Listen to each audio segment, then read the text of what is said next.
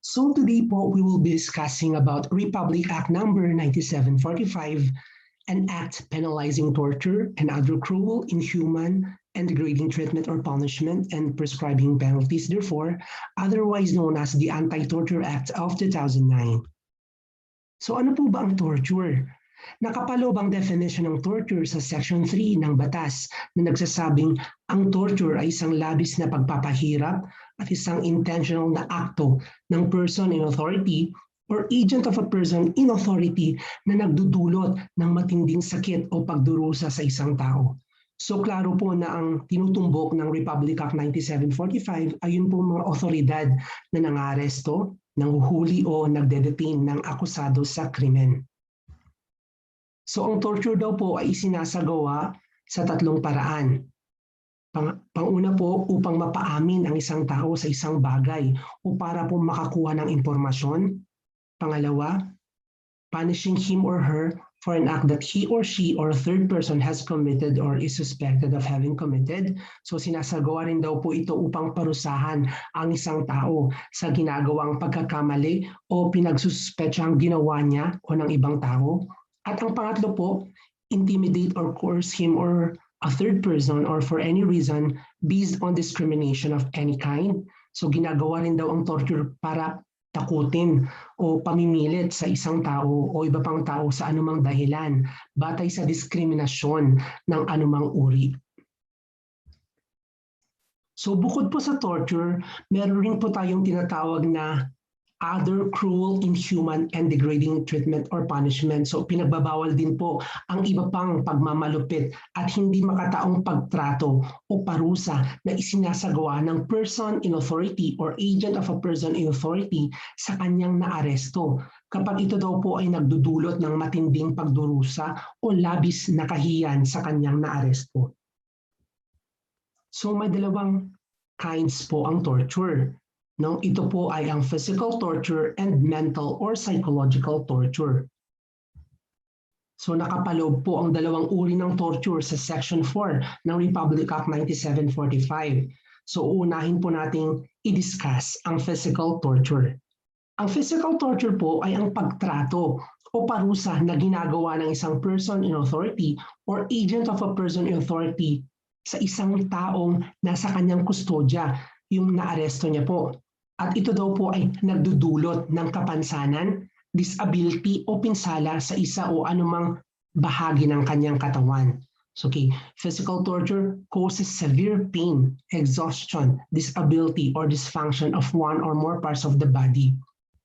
So ito po yung mga acts na nagko-constitute ng physical torture.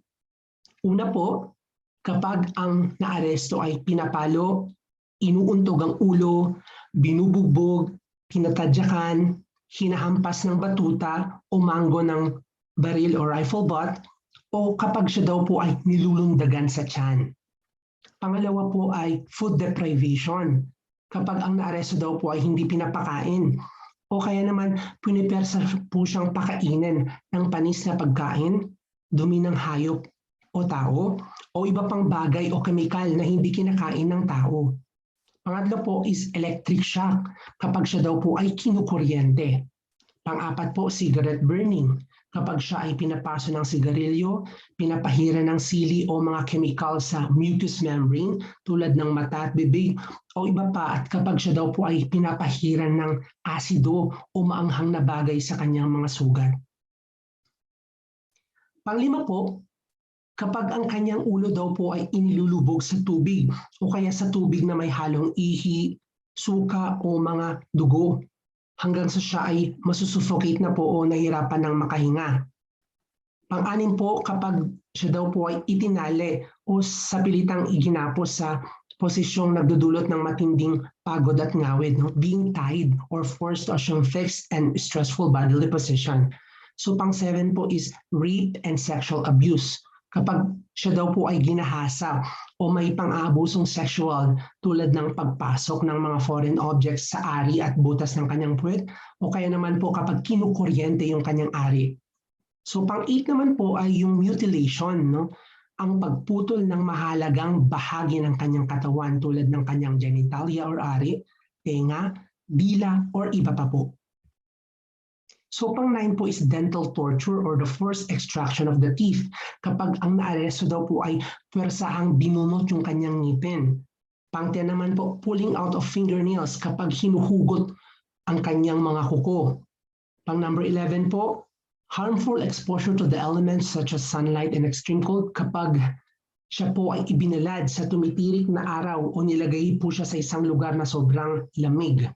Okay, at kapag daw po yung kanyang ulo ay binalutan ng plastic na naging dahilan para hindi siya makahinga. So yan po yung asphyxiation, the use of plastic bag and other materials placed over the head to the point of asphyxiation. Ito rin po, the use of psychoactive drugs. Kapag ang inaresto daw po ay pinapainom ng mga psychoactive drugs para maapektuhan ang kanyang memorya, pananaw, o para po mapababang kanyang isip. At yung pang-14 po, other analogous acts of physical torture. So kapag ginagawan siya ng iba pang kahalintulad ng pananakit sa kanyang katawan. So dumako naman po tayo sa Section 4, Paragraph B. Yan po yung pangalawang uri ng torture, yung mental or psychological torture. So ito naman po, refers to the act committed by a person in authority or agent of a person in authority which are calculated to affect or confuse the mind and or undermine a person's dignity and moral. So ito naman po ay, as I've said a while ago, ang Republic Act 9745 po premised on the acts committed by persons in authority or agents of a person in authority. Okay, ito po yung ginagawa nila upang maapektuhan o lituhin ang isip ng tao o kaya po para yurakan ang kanyang dignidad at bumaba ang kanyang moral. So yan po yung mental or psychological torture. At ito po yung mga acts that constitute mental or psychological torture. Una po is blindfolding. Kapag ang naaresto daw po ay pinipiringan sa mata. Pangalawa po, threatening a person or his or her relatives with bodily harm, execution, or other wrongful acts. Kapag siya ay tinatakot o kaya yung kanyang mga kamag-anak nasasaktan o papatayin o kaya ay gagawa ng hindi kanais-nais na bagay. At pangatlo po, ito po, confinement in solitary cells or secret detention places. Kapag siya ay ikinulong sa isang solitary cell o lugar na wala siyang kasama o kaya sa isang secret detention.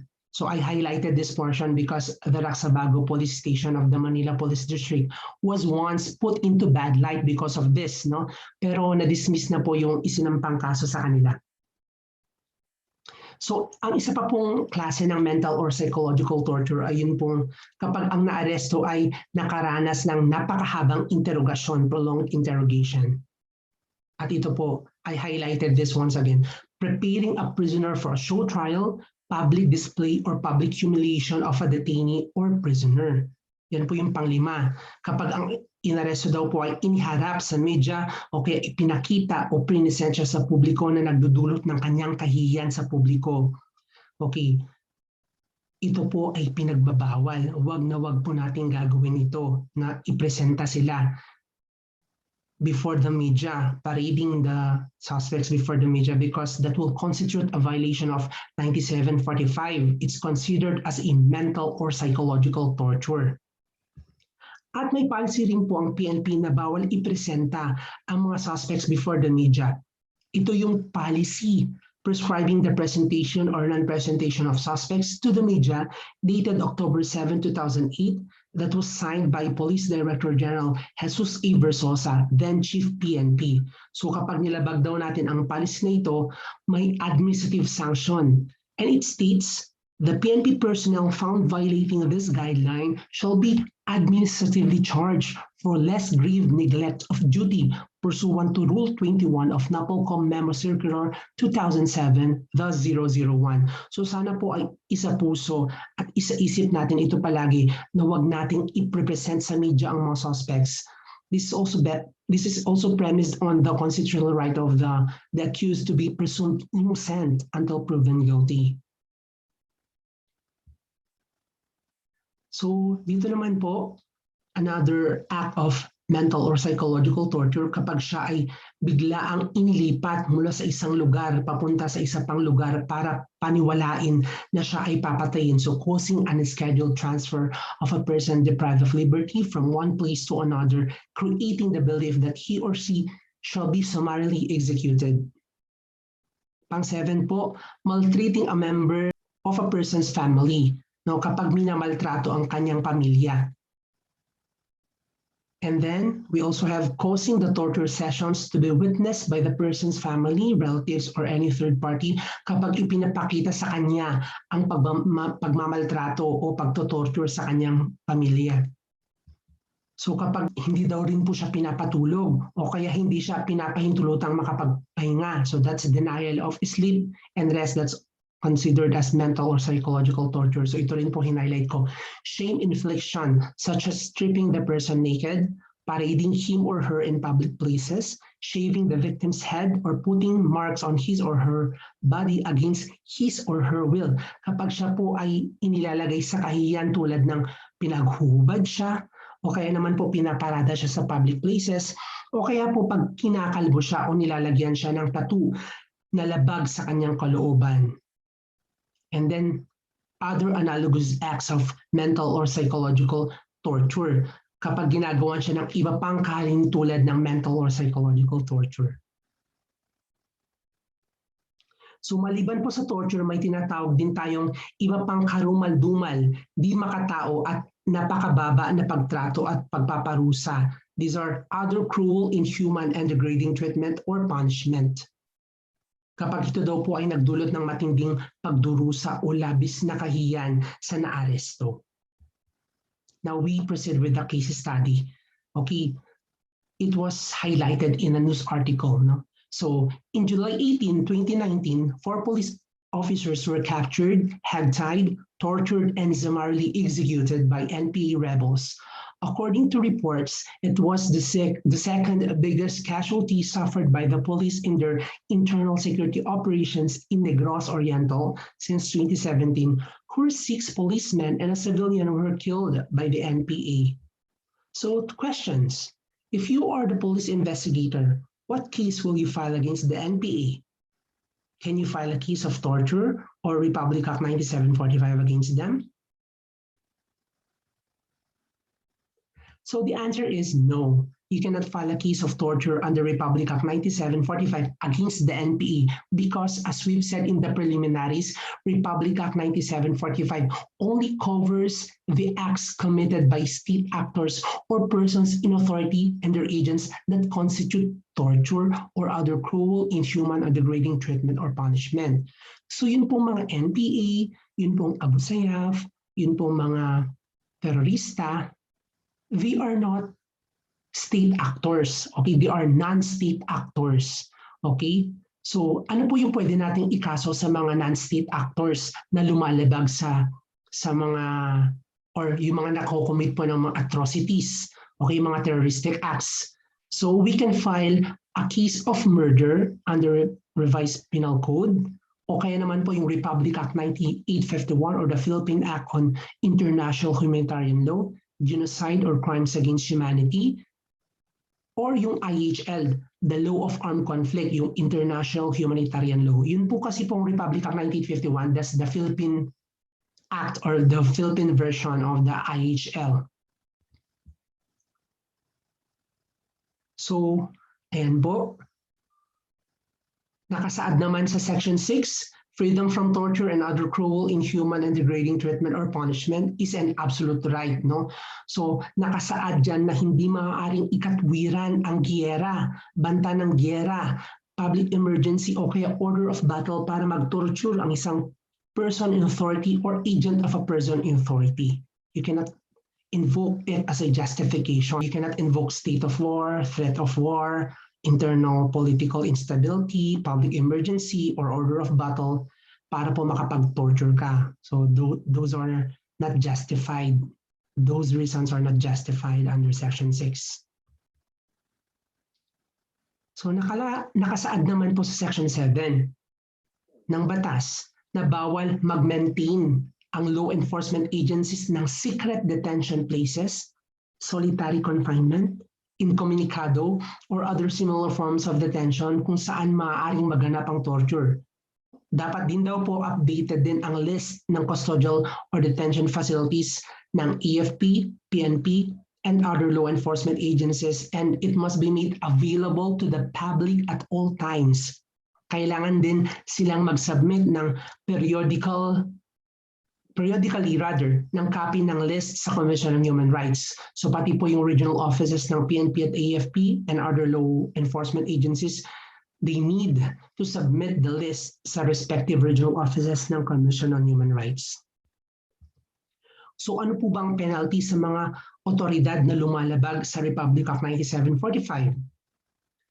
So the penalty of arresto mayor, which is 1 to 6 months imprisonment, shall be imposed upon the responsible officers or personnel of the AFP, the PNP, and other law enforcement agencies kapag hindi po nila nagawa yung obligasyon nilang mag-maintain, mag-submit, or make available to the public an updated list of detention centers and facilities with the corresponding data on the prisoners or detainees incarcerated or detained therein. So alinsunod po yan sa Section 7 ng Republic Act 9745. Nakasaad din po sa Section 9 na dapat daw po mag-conduct ng prompt and impartial investigation ang Commission on Human Rights and other agencies of government concerned such as the Department of Justice, the Public Attorney's Office, the PNP, the National Bureau of Investigation, and the AFP, which will mean a maximum period of 60 days. So kapag nag-aaresto daw po kayo, kailangan din yung basahan yung inyo pong naaresto ng kanyang constitutional rights. Hindi lang po yung kanyang constitutional rights, no? Pati rin daw po yung kanyang rights under Republic Act 9745 na nakalagay sa Section 12, no?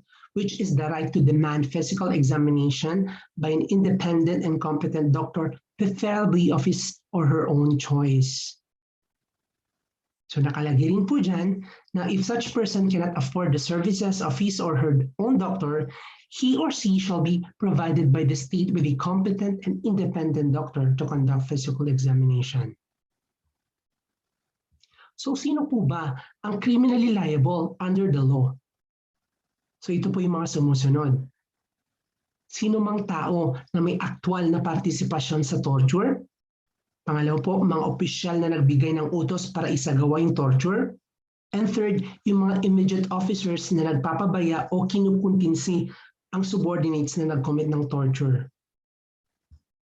So nakalagay rin po dyan sa Section 14, the penalty of reclusion perpetua shall be imposed upon the perpetrators of the following acts: torture resulting in the death of any person, torture resulting in mutilation, torture with rape, torture with other forms of sexual abuse, and in consequence of torture, the victim shall have become insane, imbecile, impotent, blind, or maimed for life, and if the torture is committed against children. So, ang penalty po of reclusion perpetua, which is a punishment of 20 years and 1 day to 40 years. Nakalagay naman sa Section 15, torture is a separate and independent crime. So torture as a crime shall not absorb or shall not be absorbed by any other crime or felony committed as a consequence or as a means in the conduct or commission thereof, in which case torture shall be treated as a separate and independent criminal act whose penalties shall be imposable without prejudice to any other cruel or rather to any other criminal liability provided for by domestic and international laws. So for example po, may nahuli ka, binugbog mo yung nahuli mo na sibilyan. So ano po maging kaso mo? Dalawa po ang maging kaso mo. It's physical torture and violation of Republic Act 9745 or the Anti-Torture Act of 2009. So ito pong Republic Act 9745 can stand alone. It is a separate and independent criminal act. So ito rin po, Section 18 naman, compensation to victims of torture. So any person who has suffered torture shall have the right to claim for compensation, but in no case shall the compensation be any lower than 10,000.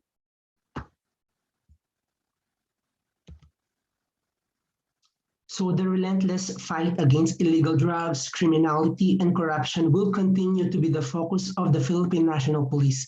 With the support of our President, we, the 220,000 strong PNP personnel, should maintain or should remain steadfast in our commitment to serve and protect the Filipino people by fully institutionalizing respect for human rights as a way of life. So in closing po, we exist to serve and protect our people. We're here to uphold the rights of our citizens. Our duty is to preserve precious human lives. A compassionate world begins with you. Maraming salamat po. So sana po, please support po my page by clicking the subscribe button po and the notification bell para po maging updated po tayo sa mga susunod pa po natin na i-upload na mga laws relating to human rights, yung mga karapatan po natin as civilians or karapatan ng mga police natin, ng mga AFP natin. So once again po, maraming salamat po sa pakikinig and please po pakishare po para po maging consumption rin ng iba para malaman rin po nila yung kanilang mga karapatan. Salamat po ulit.